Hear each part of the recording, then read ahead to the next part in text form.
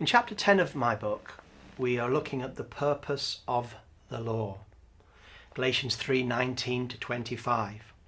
And in this passage, Paul is asking the question that we should be asking if we're thinking about what we've just been reading: why then the law?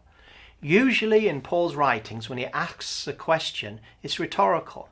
He asks a question that he thinks, or he asks a question that you should be asking if you understand what he's saying. Your classic example is Romans 9.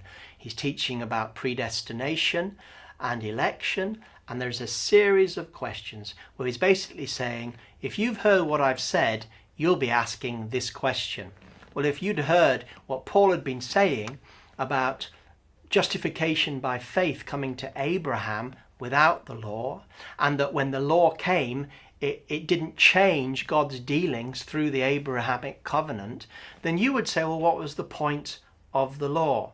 Well, in this passage, Paul explains that the law came to do three things: to reveal sin, to show sin exactly as it is, to make sin crystal clear.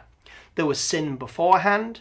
Even the patriarchs and the pagans understood that it was wrong to take somebody else's wife, and that was hundreds and hundreds of years before the law.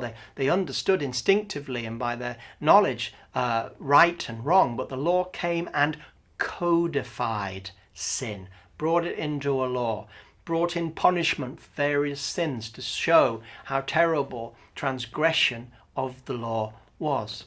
And so the law came in because of transgression, and it came in because of the terrible unbelief and unruliness and immaturity of the Moses generation. For 430 years from Abraham, every single generation had lived with the promises of God to Abraham and specifically to their lives. Joseph, for example, had promises in his dreams, and as they followed the promises, they grew in maturity with God.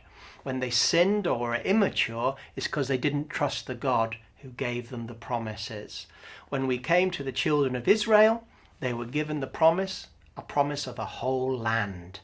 And they, in the end, refused to believe it.